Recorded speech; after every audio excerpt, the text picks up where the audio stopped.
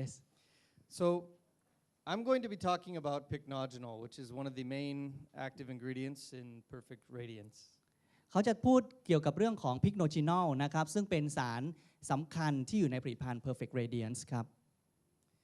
Now, you may know Perfect Radiance has brilliant effects for skin health and beauty. หลายๆท่านทราบดีแล้วว่า Perfect Radiance ดีสำหรับผิวของเรา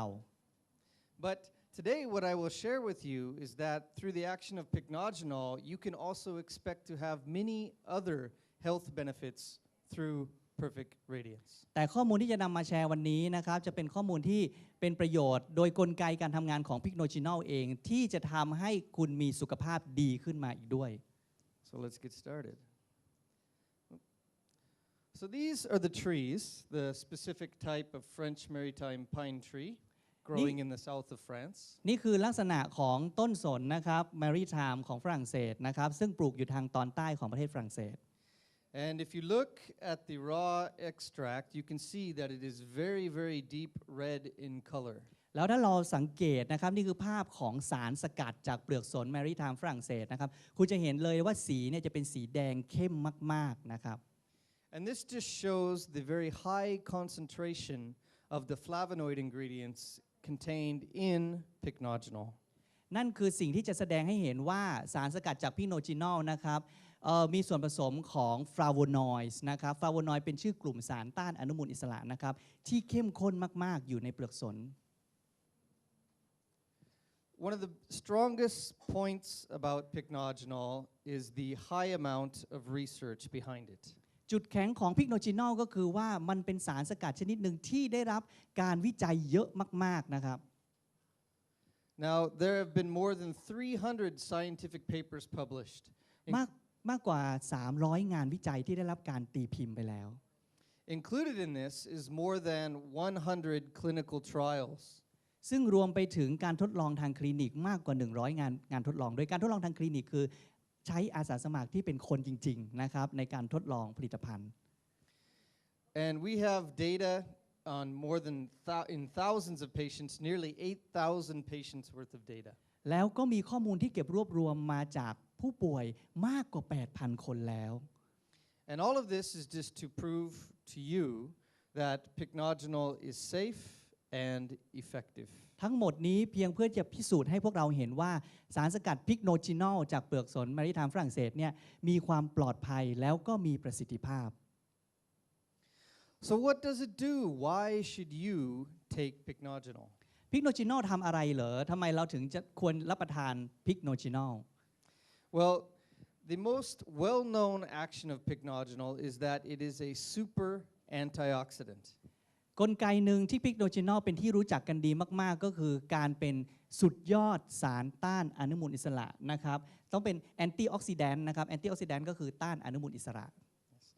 It absorbs free radicals that may occur in your body and helps to prevent you from rusting on the inside. มันจะทำหน้าที่ในการดูดซับสารพิษอนุมูลอิสระในร่างกายของเราแล้วป้องกันไม่ให้ร่างกายของเราเป็นสนิมอย่างนี้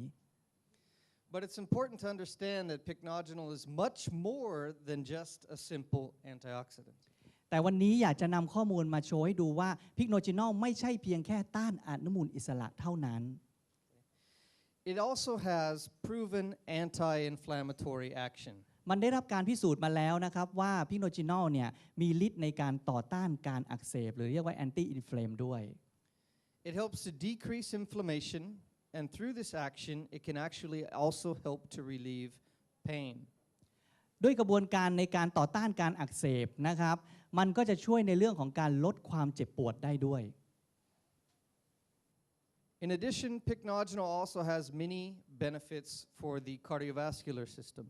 มากไปกว่านั้นนะครับพิกโนจินอลเนี่ยสามารถที่จะมีประโยชน์ต่อระบบการไหลเวียนของโลหิตแล้วก็หัวใจด้วย Now, pycnogenol was originally developed more than 40 years ago, and when it was developed to be a pharmaceutical product for cardiovascular health. พิกโนจินอลจริงๆแล้วเริ่มต้นการค้นคว้าเนี่ยเมื่อ40กว่าปีที่แล้ว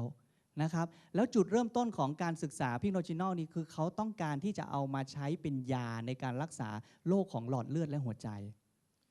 So there is a wealth of data that shows that pycnogenol significantly enhances circulation through the whole body. เพราะฉะนั้นเลยมีข้อมูลเยอะมากๆนะครับที่พิสูจน์แล้วว่าพิกโนจินอลเนี่ยสามารถที่จะช่วยเพิ่มระบบการไหลเวียนโลหิตในร่างกายได้ดีขึ้น And it also can help to lower blood pressure and help to improve cholesterol levels. ช่วยลดความดันโลหิตสูงแล้วก็ช่วยควบคุมระดับคอเลสเตอรอลในกระแสเลือดด้วย So it has many benefits for heart health. นั่นก็คือเหตุผลที่ว่ามันจะดีต่อหัวใจของเราด้วย Pycnogenol also can help to lower high blood sugar. พิกโนจินอลสามารถที่จะลดระดับน้ำตาลในเลือดที่สูงลงได้ด้วย So this is very important in diseases such as diabetes, but it can also be useful if you want to lose weight. นั่นจะเป็นประโยชน์มากๆนะครับกับคนที่ต้องการควบคุมระดับน้ำตาล ซึ่งก็ได้แก่กลุ่มผู้ป่วยโรคเบาหวาน รวมไปถึงใครก็ตามที่ต้องการจะลดน้ำหนักนะครับ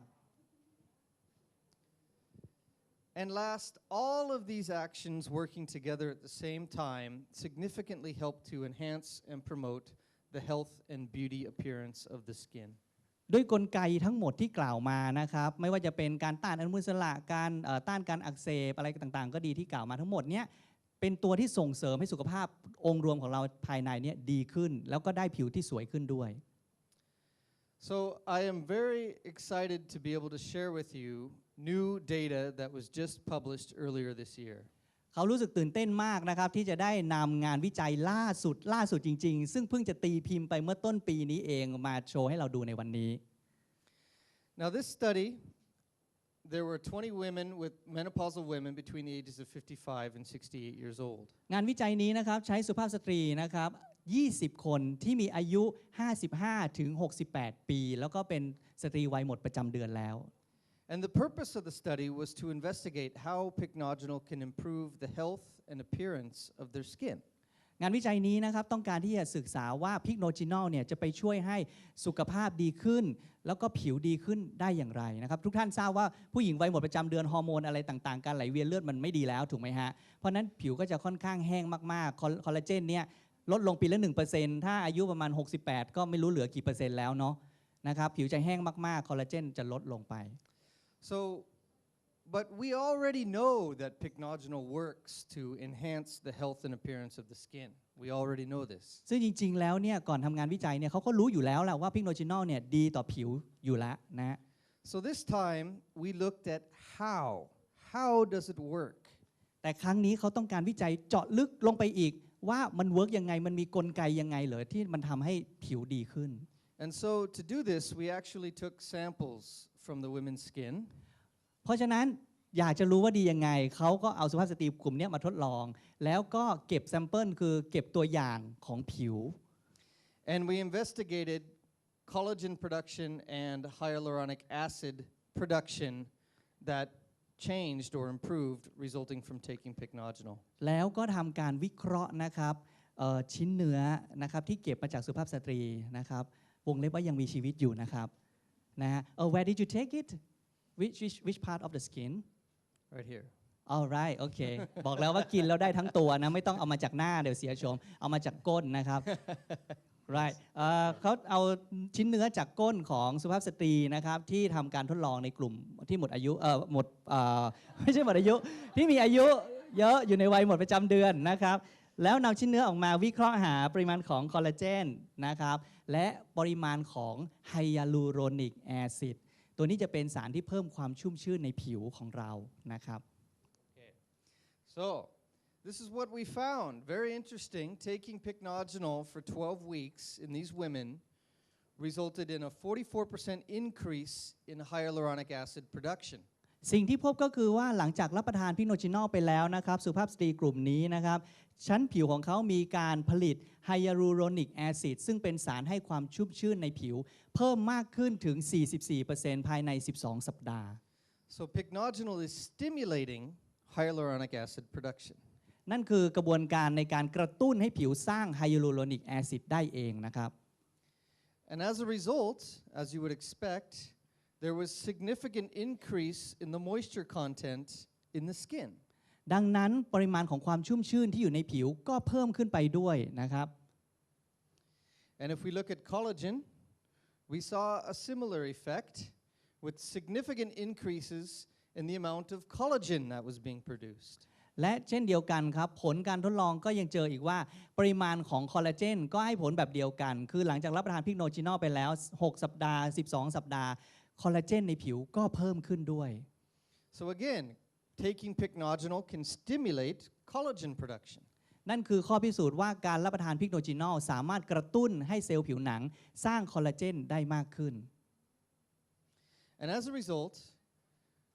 the firmness of the skin as well as the appearance of fine wrinkles improved significantly.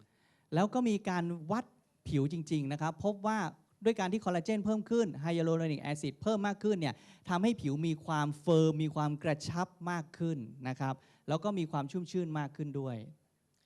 And this is the first time that this type of action has been shown with any natural extract. ซึ่งนี่เป็นการทดลองครั้งแรกนะครับจริงๆเราจะเคยได้ยินเยอะใช่ไหมครับว่าสารสกัดนั่นนี่เนี่ยช่วยเพิ่มการสร้างคอลลาเจนเพิ่มไฮยาลูโรนิกแอซิดแต่ว่าไม่มีการพิสูจน์จริงๆจังๆนะครับนี่เป็นครั้งแรกที่สารสกัดจากธรรมชาติโดยพิกโนจินอลเนี่ยถูกนำมาศึกษาแล้วเพิ่มทั้งคอลลาเจนเพิ่มทั้งไฮยาลูโรนิกแอซิดเพิ่มทั้งเรื่องของความกระชับยืดหยุ่นของผิวเป็นการวิจัยที่เขาลงทุนเพื่อความมั่นใจของพวกเราจริงๆนะครับ So now we'll go back to the antioxidant story. ครับทั้งหมดที่พูดมานี่เป็นเรื่องของผิวที่เราอาจจะคุ้นเคยดีแต่ว่าต่อไปนี้เราจะเจาะลึกลงไปในเรื่องของฤทธิ์ในการต่อต้านอนุมูลอิสระ Now, when we're talking about how antioxidants protect your cells and improve the health of your cells, what we're really talking about is how they can help to prevent disease from developing. เรากำลังจะพูดว่าสารต้านอนุมูลอิสระเนี่ยมีหน้าที่ในการปกป้องร่างกายของเราจริงๆเขาพูดใช้คำว่า all cells นะครับคือปกป้องเซลล์ทุกเซลล์ในร่างกายของเรานะครับแล้วทำให้สุขภาพของเราดีขึ้นได้อย่างไร And while antioxidants have been shown to play a role in most every disease, the one they are most commonly associated with is cancer. สารต้านอนุมูลอิสระนะครับหรือแอนตี้ออกซิแดนต์เนี่ยจริงๆแล้วถูกวิจัยมาเยอะนะครับว่ามีส่วนในการป้องกันโรคนะครับป้องกันโรคต่างๆที่จะเกิดขึ้นกับร่างกายและโรคที่มีการพูดถึงมากที่สุดที่เกี่ยวข้องกับเรื่องของอนุมูลอิสระก็คือโรคมะเร็ง So it's important to absorb these free radicals and prevent the damage they can cause. มันเลยเป็นสิ่งจำเป็นมากๆที่เราจะต้องทำการยับยั้งหรือว่าดูดซับเอาสารพิษอนุมูลอิสระ Now, unfortunately, about 5% of the energy we take in as food results in the production of free radicals in the cells. น่ากลัวมากๆนะครับใครเป็นคนกินจุนี่เจอข้อมูลนี้น่ากลัวมากๆเขาบอกว่าเป็นโชคร้ายนะครับเป็นเรื่องร้ายที่หลีกเลี่ยงไม่ได้นะครับก็คือว่าในการที่เรากินอาหารต่างๆเข้าไปเราดื่มอะไรเข้าไปในร่างกายเพื่อจะสร้างพลังงานให้กับตัวเราเนี่ย 5% ของพลังงานที่เรารับเข้าไปถูกใช้ในการสร้างสารพิษอนุมูลอิสระขึ้นมาในร่างกายเราเองจากการที่เรากินเราดื่มเนี่ยแหละครับนะเพราะนั้นกินเยอะสร้างเยอะนะครับ So it's important to quench these free radicals because if they go unchecked, they will damage the cell wall, they will damage the enzymes in the cell, and they may damage the DNA, which can lead to the promotion of cancer. ภาพนี้เป็นภาพของเซลล์นะครับเรามีเซลล์แบบนี้ทุกส่วนในร่างกายของเรามีเซลล์แบบนี้อยู่นะครับมีทั้งที่ตับที่ไตที่ผิวหนังมีทุกที่นะครับนี่คือผนังของเซลล์นะครับแล้วก็อันนี้จะเป็นโรงงานผลิตพลังงานที่พูดเมื่อกี้นะครับก็คือว่าเวลาเรากินอาหารต่างๆเข้าไปมันเอาสารอาหารต่างๆเข้ามาแล้วก็สร้างเป็นพลังงานให้กับเซลล์เราแต่ว่าเวลาสร้างแล้ว 5% เปลี่ยนเป็นสารพิษสารพิษนี้ออกมาทำอะไรสารพิษอนุมูลอิสระนี้มาทำลายผนังเซลล์ครับผนังเซลล์ก็จะรั่วนะครับมาทำลายเอนไซม์นะเอนไซม์เป็นตัวเร่งปฏิกิริยาในร่างกายเอนไซม์ก็จะเสียเซลล์ก็ทำงานผิดปกติแล้วแต่ที่สำคัญคือมาทำลายหัวใจของเซลล์เราคือนิวเคลียสในนี้มี DNA หรือที่เรียกว่าเป็นรหัสพันธุกรรมของร่างกายเราและนี่แหละคือที่จะเป็นจุดเริ่มต้นของการเกิดโรคมะเร็ง Thank you very much. You're very welcome. And this is what pycnogenol can do. Pycnogenol actually gets inside of the cell and can absorb these free radicals and protect everything, including the DNA. แล้วพิกโนจินอลทำอะไรเมื่อเรารับประทานพิกโนจินอลเข้าไปพิกโนจินอลถูกดูดซับเข้าไปในเซลล์แล้วก็จะทำหน้าที่ในการปกป้องไม่ให้สารพิษอนุมูลอิสระเนี่ยเข้ามาทำลายผนังเซลล์ไม่ให้ทำลายเอนไซม์ไม่ให้ทำลาย DNA ของเราเป็นการดูดซับสารพิษตัวนี้เอาไว้ So let me show you a little bit of the data. เขาจะมีข้อมูลมาโชว์เพิ่มเติมนะครับ Now, pycnogenol has been compared to various other antioxidants, and you can see that far and away, pycnogenol is a super antioxidant. จริงๆมีสารต้านอนุมูลอิสระเยอะแยะมากที่มีการศึกษามาก่อนหน้านี้นะครับไม่ว่าจะเป็นวิตามินซีไลโปอิกแอซิดวิตามินอีสารสกัดจากเมล็ดองุ่นก็ดีเนี่ยแต่ว่าเขาไม่ได้มีการศึกษาดูว่าตัวไหนเหรอที่มีฤทธิ์ในการต้านอนุมูลอิสระสูงที่สุดปรากฏว่าทดสอบออกมาแล้วนะแท่งเขียวๆนั่นคือแท่งของพิกโนจินอลท่านเทียบเอาละกันว่าประสิทธิภาพมันสูงมากกว่าขนาดไหน And this is brand new data as well. Hasn't even been published yet. โอ้อันนี้พิเศษมากสำหรับชาวอวิยองนะครับนี่เป็นงานวิจัยใหม่ล่าสุดซึ่งยังไม่ได้รับการตีพิมพ์เอามาโชว์ให้เราก่อนปรบมือให้เขาหน่อยนะฮะ You're welcome. by the way Yes. แต่อย่างไรก็ตามนะฮะเห็นหลายๆท่านอัดวิดีโอไว้นะครับรบกวนนิดเดียวเขายังไม่ได้ตีพิมพ์เพราะฉะนั้นถ้าท่านอัดไว้แล้วเนี่ยอย่าเพิ่งเอาไปเขียนเป็นเปเปอร์แล้วตีพิมพ์แซงหน้าเขานะฮะอย่าแบบว่าวันนี้กลับไปเขียนเปเปอร์ทำงานวิจัยส่งแล้วตีพิมพ์แซงหน้าดร.เจฟไม่ได้นะ This study was done in smokers. งานวิจัยนี้ทดสอบในกลุ่มของสโมเกอร์หรือคนที่สูบบุหรี่ Because when you smoke, you significantly increase the amount of free radical stress in your body. เพราะว่าเมื่อเราสูบบุหรี่เมื่อไหร่ก็ตามที่สูบบุหรี่เราจะเพิ่มระดับของสารพิษอนุมูลอิสระในกระแสเลือดขึ้นมาอย่างรวดเร็ว So you can see at the start of the study, they all had very high free radical stress. นี่คือปริมาณของฟรี a ดิคอลหรือว่าอนุมูลอิสระนะครับในร่างกายเริ่มต้นที่จุดเริ่มต้นเลยปริมาณของอนุมูลอิสระสูงมากๆอยู่แล้วเพราะว่าเป็นคนสูบบุหรี่จัดนะ So when they divided the groups and gave half of them pycnogenol, for taking pycnogenol for 10 weeks, they significantly reduced the free radical stress down to a healthy level. ซึ่งเราได้แบ่งกลุ่มของอาสาสมัครที่สูบบุหรี่เนี่ยออกเป็น2กลุ่มด้วยกันนะครับกลุ่มแรก77คนนะครับอยากสูบบุหรี่ใช่ไหมให้สูบต่อไปนะไม่มีปัญหาไม่ได้บังคับให้เขาหยุดสูบนะให้สูบต่อไปใช้ชีวิตอย่างมีความสุขต่อไปกับอนุมูลอิสระของท่านนะแต่ว่าอีกกลุ่มหนึ่งนะ78คนให้รับประทานพิกโนจินอลวันละ50มิลลิกรัมนะครับสูบบุหรี่เหมือนเดิมรับประทานพิกโนจินอลเพิ่มไปด้วย50มิลลิกรัมนี้เทียบเท่าประมาณกี่เม็ดครับ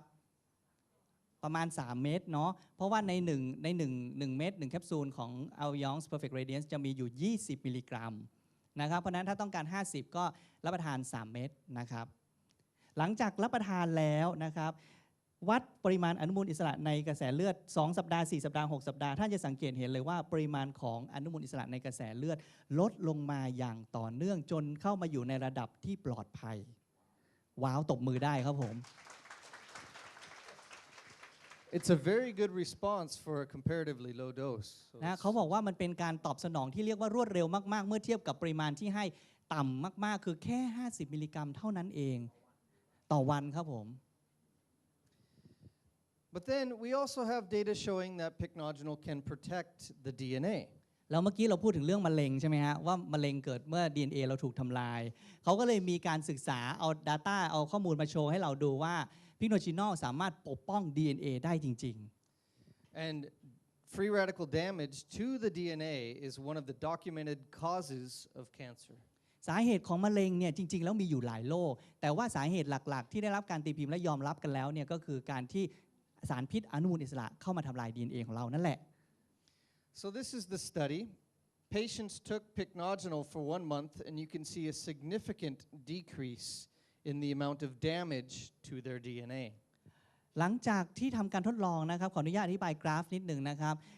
แท่งสีแดงนี่คือกลุ่ม placebo คือกลุ่มที่ได้รับประทานแบบเม็ดที่ไม่มียาอยู่ไม่มีสารอะไรอยู่อาจจะเป็นแป้งนะฮะคือยาหลอกอะครับนะส่วนกลุ่มสีเขียวนี่คือกลุ่มของคนที่รับประทานพิกโนจินอลนะครับเริ่มต้นเลยนี่คือวัดอะไรวัดหาสารDNA เราเวลาถูกทำลายมันจะมีเขาเรียกว่าเป็นขยะของ DNA เกิดขึ้นนะครับเราจะวัดตัวนั้นนะท่านสังเกตเลยว่าเริ่มต้นเนี่ยยังไม่ได้รับประทานอะไรเลยทั้ง2กลุ่มเนี่ย DNA ถูกทำลายเท่าๆกันเลย นะหลังจากที่รับประทานพิกโนจินอล1 เดือน กลุ่มแรกที่ไม่ได้ทานพิกโนจินอล DNA ก็ยังถูกทำลายอย่างต่อเนื่องนะครับแต่กลุ่มที่ทานพิกโนจินอล DNA ถูกทำลายลดลงไปเยอะมากนี่คือประสิทธิภาพของพิกโนจินอลในการปกป้อง DNA But when you stop taking pycnogenol will wash out of the body, and this means that the free radical stress level will return. So it's important to continue to take pycnogenol on a daily basis. และที่สำคัญหลังจากที่หยุดรับประทานเมื่อกี้ทานมา1 เดือนแล้วใช่ไหมครับลดการทำลาย DNA ของเราแล้วถ้าหยุดทานเป็นยังไงหยุดทานก็กลับสู่สภาพเดิม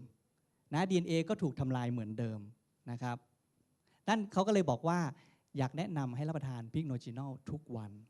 นะ I think from this graph we can also conclude that it's not accumulated in our body Correct. Yeah, pycnogenol is water soluble, and that means that it will not accumulate in the body, and that makes it very safe.